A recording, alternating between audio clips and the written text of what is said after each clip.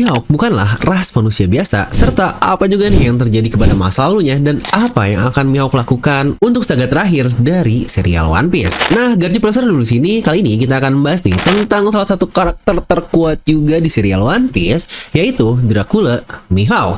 Dimana dia adalah pendekar terhebat yang sejujurnya seseorang sekali dia mulai dari gelar bahkan pedangnya juga sebenarnya satu-satunya Kokuto yang penggunanya masih hidup, tetapi setelah hampir 1100 chapter setelah awal kemunculannya di chapter 50 lalu, sampai sekarang kita masih belum tahu nih apa-apa tentang Mihawk ini. Nah, di video ini yuk kita bahas bersama. Jadi pastikan sebelum baca judul dan komen doang kalian tonton video sampai habis agar tidak ada informasi yang miss dan juga setengah-setengah.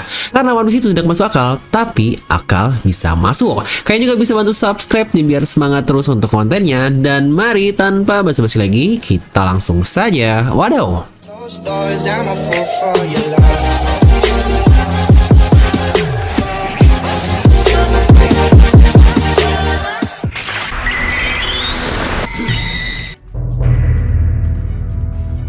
Oke nih, hal terlama yang kita ketahui dari Mihawk adalah di SBS Full Moon 63, di mana Oda menunjukkan kepada kita para Shichibukai ketika mereka masih jadi bocah. Nah, dari gambar ini terlihat jika Mihawk menggunakan pakaian fancy yang anjay fancy. Dimana ini adalah pakaian cukup bagus, namun ia terlihat kotor saja ala-ala bocah kalau habis berantem atau mungkin apa nih, karena di sini terlihat dia sedang memegang pedang yang kemungkinan besar jika tidak berlatih dia habis bertarung melawan seseorang. Ya kenapa saya bisa bilang kalau pakaiannya fancy atau cukup bagus, yang coba kalian bandingkan dengan beberapa karakter lain juga ketika mereka masih kecil, dimana banyak dari mereka yang pakaiannya lusuh, compang-camping yang terlihatlah kalau dulunya emang mereka hidupnya cukup sulit. Ya contoh apalagi Kumala seperti yang kita katakan.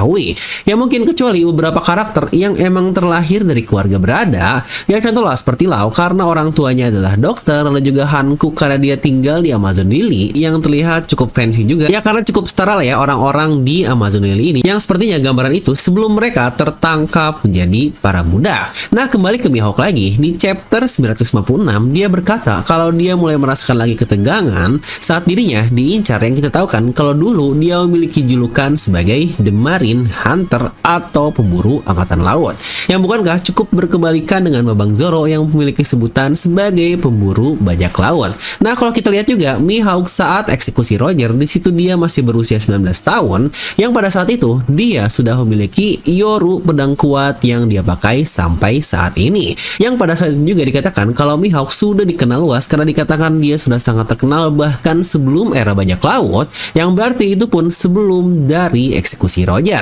Dari ketiga timeline berbeda barusan itu saja kita sudah bisa melihat bagaimana pakaian Mihawk yang selalu terlihat fancy, yang seakan-akan dia adalah anak orang kaya, yang entah mungkin saja pada akhirnya dia harus jatuh, ya entah apakah bangkrut atau ada hal lain yang terjadi. Nah, yang jadi pertanyaan adalah kenapa mereka bisa jatuh seperti itu, dan kenapa juga Mihawk bisa diincar sejak usia mudanya yang pada akhirnya dia bisa menjadi terkenal. Hal ini akan ada hubungan dengan sosok S-Hawk nih yang pernah berhadapan dengan Babang Zoro di sepertiga awal dari arc Egghead. Di situ mau versi scan biasa, mau versi legal, dan bahkan versi endingnya, semuanya mengindikasikan dengan jelas kalau Zoro berkata jika S-Hawk terlihat lebih manusia dibandingkan dengan orang aslinya, yang berarti Mihawk lebih tidak manusia. Karena yang kita omongin di sini adalah sosok Seraphim yang notabene mereka adalah manusia buatan dengan semua enhance dari sains yang dimasukkan kepada tubuhnya, yang bukankah seharusnya malah tidak ada unsur manusia sama sekali, tetapi aneh sekali kok Zoro malah bilang kalau S-Hawk ini lebih manusia dibandingkan Mihawk. Jadi kira-kira siapakah sosok Mihawk tersebut? Nah, sebenarnya untuk menjawab hal ini kita perlu melihat satu hal mencurigakan juga nih yang Oda tunjukkan di arc yang sama, yaitu arc dari Egghead, dimana tidak lama sebelum Zoro berhadapan dengan S-Hawk kita melihat sosok super seksi dan mantap yang nggak kuat lah kalau ngelihat Thanos Tusi ini, terutama ketika awal perubahannya saat dia memunculkan sayap ala sukubus atau mungkin lebih gampangnya kita sebut sebagai vampir. Ya memang hal tersebut bisa saja dari buah iblisnya, tetapi bukankah cukup mencurigakan dimana di awal perkenalan kalau memang itu adalah buah iblis, biasanya Oda bakal langsung memberitahu model buah iblisnya apa dan namanya apa. Tetapi enggak, di sini Odanya memberitahu kalau dia adalah klon sukses pertama dari Mets dan dia adalah kloningan dari Miss Bakin atau Buckingham Stussy, yang bukankah sangat mirip sekali seperti bagaimana perkenalan dari kelima Gorosei tanpa adanya hanya sebutan untuk buah iblis mereka atau hanya mungkin nama-nama yokai iblisnya doang. Jadi apakah jangan-jangan Stussy yang mungkin dari Miss Bakin adalah ras vampir yang bukankah mencakup vampir ini hal yang sangat lazim dalam sebuah kisah fiksi? Ya jika kita hubungkan kepada Mihawk, bukankah namanya juga sebagai Dracula Mihawk atau Dracula ini yang lagi-lagi sangat menjurus jika dia adalah seorang ras vampir yang sangat berbeda juga. Dan sekarang kita akan membahas juga nih tentang satu senjata paling unik, paling luar biasa yang sebenarnya paling fenomenal nih yang ada di serial One Piece dan bahkan memberikan influence luar biasa ke dunia nyata. Karena bukankah banyak sekali ahli tempa yang membuat pedang dengan referensi dari Mihawk ini? Yang benar itu adalah Yoru yang berarti The Night atau malam. Dan dari referensinya sebenarnya modelan pedang Yoru ini diambil dari contoh nyata yang tentu saja pedang ini cukup terkenal, sering ada di berbagai game lah, mau MMO atau game apapun, di mana pedang itu bernama pedang Kragmaster, di mana bisa dibilang juga ini adalah pedang pisau yang bingung atau pedang tapi pisau.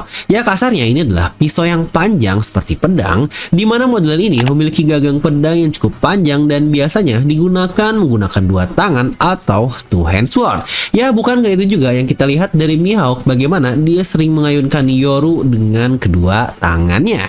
Yang dalam sejarahnya di Kekaisaran Roma lalu terdapat sekelompok yang disebut sebagai Lance Snake. Aduh ini susah nih nyebutnya, Lance Snake lah, pokoknya kurang lebih seperti itu, dimana ini terjadi di abad 15 dan 16 yang pada saat itu Kragmaster ini cukup lumrah digunakan oleh orang-orang sana, yang bahkan kalau kita lihat juga dari gambar dan topinya bukankah sangat mirip sekali dengan perawakan atau modelan dari Mihawk. Nah di sini juga saya akan mengenalkan sosok penulis legendaris yang mengenalkan kita dengan buku-buku pedang lumayan terkenal yang disebut sebagai pedang hitam juga nih, dan orang tersebut adalah Michael Moorcock. Dalam serial novelnya yang berjudul Elric, dia memiliki pedang hitam yang dinamakan sebagai Stormbringer, yang juga bukankah nama pedang cukup terkenal yang digunakan oleh Thor nantinya.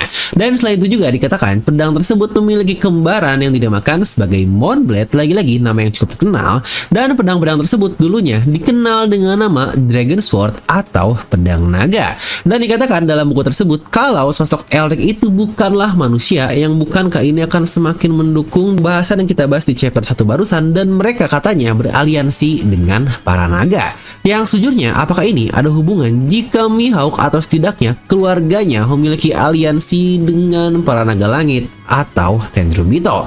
Yang jika iya, sejujurnya akan menjawab juga kenapa Mihawk bisa menggunakan pakaian-pakaian yang cukup fancy, karena dia memiliki afiliasi yang sangat luar biasa dengan para dewa atau naga ini sendiri.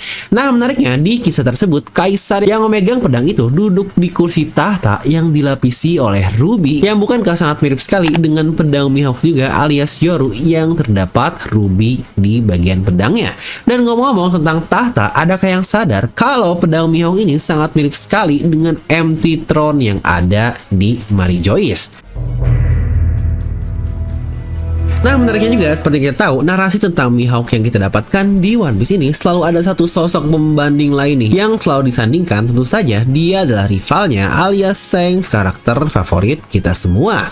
Menariknya walau keduanya respect satu sama lain, tetapi mereka juga memiliki kepribadian yang cukup berbeda, dimana Shanks sangat peduli sekali dengan temannya dan dia akan melakukan apapun untuk melindungi mereka. Ya contohlah seperti Luffy kecil, lalu juga bagaimana aliansi-aliansi culnya tersebut dapat bertahan hanya karena Shanks lah yang melindungi mereka semua. Ya intinya Shanks adalah seseorang yang sangat perhatian dengan orang-orang yang dia kenal, dimana di satu sisi Mihawk alias rivalnya memiliki sifat yang sangat berlawanan sekali, dimana dia adalah seorang lone wolf, pengembara tunggal yang tidak hanya percaya ke orang lain, bahkan dikatakan jika dia tidak akan pernah untuk percaya kepada siapapun, sama seperti kata-kata Crocodile kepadanya kalau mereka berdua bukanlah orang yang akan percaya kepada orang lain. Yang pastinya ini juga ada hubungan dengan masa lalu dari Mihawk. Dan teori cukup terkenal terkait Shanks adalah jika dia anak dari Vigarland Garling, seorang Supreme Commander dari Godsnack, yang kalau dari penjelasan Oda sih Shanks ditemukan di kota harta karun yang ada di God Valley. Mungkin itu adalah kota harta karun hadiah turnamen bangsat nih yang diadakan oleh para Tenryubito di God Valley ini. Nah kita semua juga tahu Tenryubito pada dasarnya tidak menduga akan diserang oleh berbagai pihak bajak laut, yang pada saat itu pun mereka semuanya sangat panik sekali, yang bisa saja pada saat itu entah mungkin anak dari Garling yaitu Shanks dimasukkan ke kotak harta karun agar dapat selamat atau bagaimana kita masih nggak tahu. Ya bagian pentingnya jika Shanks adalah keturunan atau anak dari Godsnack atau mungkin bisa dibilang anak dari Tenryubito yang tanpa sengaja dengan adanya insiden God Valley dia harus dirawat oleh bajak laut yang untung saja ketemunya dengan Roger. Yang bagaimana jika Mihawk rival dari Shanks ini memiliki background yang kebalikan dengan Shanks, di mana dia mungkin dulu seorang budak yang mendapat ketertarikan oleh Godsnack yang dalam case ini bisa saja orang itu adalah Garling atau mungkin ya orang lain lah. Ya intinya untuk Mihawk ini dijadikan seorang Godsnack, tetapi saya sendiri lebih suka jika itu adalah Garling karena lebih paralel mengingat rivalitas dengan Shanks juga yang taunya jika Shanks adalah anak dari Garling ini. Yang bukankah hal ini akan berhubungan dengan bahasan di sesi 2 tadi terkait Yoru yang ada hubungan dengan Tenryubito. Nah karena potensi yang dimiliki oleh Mihawk yang sangat luar biasa ini, dia dilatih dan dibesarkan untuk menjadi seorang Godsnack. Jadi momen si Chichibukai kecil yang kita lihat itu adalah Mihawk seorang budak yang sedang dilatih untuk bertarung, makanya terlihat di sini pakaiannya cukup fancy namun terlihat kotor. Yang sejujurnya jika Mihawk ada hubungan dengan faksi apapun yang ada di Mary Joyce akan sangat masuk akal dan menurut saya akan sangat oke sekali sih, karena sadar atau tidak banyak sekali dari si Chichibukai generasi lama mereka memiliki hubungan dengan tanah suci atau God's Land dari Mary Joyce ini. Contohnya mulai dari mantan budak seperti Jinbei, Hanguk, dan Kuma, untuk ini semuanya sangat clear sekali ya. Menariknya orang-orang ini juga ada hubungan baik dengan topi jerami semua, dimana Jinbei jadi kru, Hanguk mah wah udah all in lah 100% kepada Luffy, yang bahkan Kuma juga dia mengorbankan nyawanya untuk menolong Luffy. Dan bukankah bakal lebih menarik lagi kalau anaknya alias Bonnie akan join menjadi nakama topi jerami. Lalu ada The Flamingo yang ada hubungan dengan Gasland karena ya kita semua tahu dia mantan dari Tenryubito. Untuk Moria dan Crocodile kita masih belum tahu masa lalunya seperti apa, tetapi sepertinya bakal cukup menarik Oda kemas untuk mereka karena bukankah sangat miss banget nih kedua orang ini. Dan Mihawk, apakah jika Tenryubito sudah, budak sudah, jangan-jangan dia adalah Godsnack, maka dengan hal ini akan sangat cocok sekali. Ya mengingat Godsnack ini seperti yang sudah bisa ditebak diambil referensinya daripada Knight Templar yang juga disebut sebagai Holy Knight atau mereka-mereka yang ikut pada perang salib di beberapa abad yang lalu. Ya sesuai banget lah dengan serial One Piece, dimana para Knight Templar ini memegang simbol khusus alias simbol salib yang menjadi identitas mereka. Menariknya di serial One Piece juga tidak kebanyakan karakter yang membawa identitas keagamaan seperti itu pada diri mereka selain ya mungkin hanya Mihawk saja, dimana kalung salib yang digunakan ternyata adalah pisau kecil yang lebih dari cukup untuk mengalahkan Babang Zoro di masa pre-time skip. Tidak hanya itu, dia berhasil menghentikan Onigiri Zoro, di mana itu adalah salah satu jurus yang tidak pernah diblok oleh orang lain sepanjang cerita One Piece. Ya selain Luffy lah ya, ketika mereka duel di Whiskey Peak dan juga Mihawk ini menggunakan mainan pisau kecilnya. Lalu tentu saja pedang utamanya alias Yoru yang dia simpan di punggung, bukankah layaknya itu adalah simbol penyaliban dari umat Nasrani, yang itu juga bukankah salah satu core dari perang salib oleh para Knight Templar yang menjadi referensi dari Godsnack.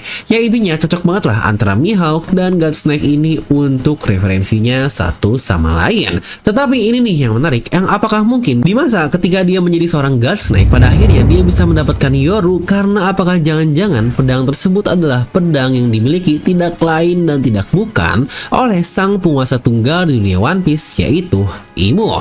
Yang jangan lupa di chapter-chapter tadi kita bahas kalau pemegang pedang itu adalah seseorang yang duduk di tahta dari kisah novel sebelumnya, dan juga bahasan kita di awal kenapa Yoru Mihawk sangat mirip sekali dengan empty throne-nya Imo, yang bisa saja karena memang mereka mereferensikan satu sama lain. Nah karena entah bisa saja Mihawk yang dari budak atau apapun lah, pokoknya dia dari Holy Knight, setelah dia mendapatkan pedang tersebut pada akhirnya dia pun kabur dari Mary Joyce dan hiduplah dia di dunia bawah seperti yang kita ketahui sekarang. Yang dari situlah dia pada akhirnya dikejar-kejar oleh Angkatan Laut dan orang mengiranya sebagai Marine Hunter, dimana kenyataannya sebaliknya ya, bukan dia yang mengejar Angkatan Laut, tapi bisa saja dia yang dikejar oleh Angkatan Laut untuk dikembalikan ke Mary Joyce menjadi Godsnack lagi atau bahkan dihukum oleh mereka. Yang hal ini akan serupa juga dengan bagaimana Angkatan Laut mencari Bonnie bukan untuk membunuhnya, tetapi hanya untuk ditangkap saja karena perjanjian pemerintah dengan Kuma dahulu. Ya makanya seperti kata-kata dari Viv Record, Mihawk sudah terkenal bahkan sebelum era Great Pirate yang berarti sebelum Roger dieksekusi 24 tahun yang lalu,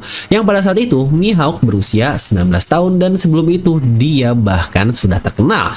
Dan di usia tersebut kita juga sudah tahu jika Mihawk sudah memiliki pedang pusakanya Yoru ini. Jadi selama gap waktu Mihawk kecil dan mendapatkan Yoru, kemungkinan itulah yang Angkatan Laut coba approach kepada Mihawk, tetapi mungkin karena Mihawk ini terlalu kuat sampai akhirnya dia membantai habis Angkatan Laut yang mengejarnya dan mendapatkan gelar tersebut. Dan mungkin itu pula lah alasan kenapa Mihawk tidak mempercayai siapapun, yang sampai akhirnya pemerintah dunia membuat sistem yang dinamakan sebagai Shichibukai, dan orang-orang yang masuk adalah mereka-mereka yang tidak bisa lagi dikontrol oleh pemerintah dunia seperti Doflamingo, yang dia mantan Tendrum itulah, yang berarti dia pasti tahu tentang harta karun nasional yang ada di sana dan tidak mau orang luar tahu. Makanya pada akhirnya pemerintah, ya udahlah, mari kita mengajak mereka menjadi aliansi sama dengan Shichibukai yang lain, dan tentu saja Mihawk termasuk ke salah satunya. Ya, daripada susah-susah ditangkap, dia ini sangat kuat, ya udahlah lebih baik kita jadikan dia teman saja. Nah, jadi sebagai kesimpulan, yang apakah jangan-jangan pedang yang Mihawk gunakan alias Yoru ini taunya berafiliasi sebelumnya dengan sosok tidak lain dan tidak bukan manusia nomor 1 dunia One Piece, yaitu The Great Imu ini sendiri. Yang apakah juga jika Yoru ini adalah pedang terkutuk lainnya yang kita masih belum tahu, karena jangan lupa dulu pedang Mihawk disebut aneh karena memiliki kemampuan yang sangat abnormal. Nah, jadi itulah pembahasan cukup deep nih terkait salah satu karakter favorit saya juga, karena banyak juga yang request di komen atau DM untuk Bang bahas nih tentang Mihawk, dan inilah semoga kalian terhibur. Like aja kalian suka, dislike aja kalau suka, jangan lupa untuk subscribe dan juga share video teman kalian. Gue Devil pamit and I'll see you guys next time.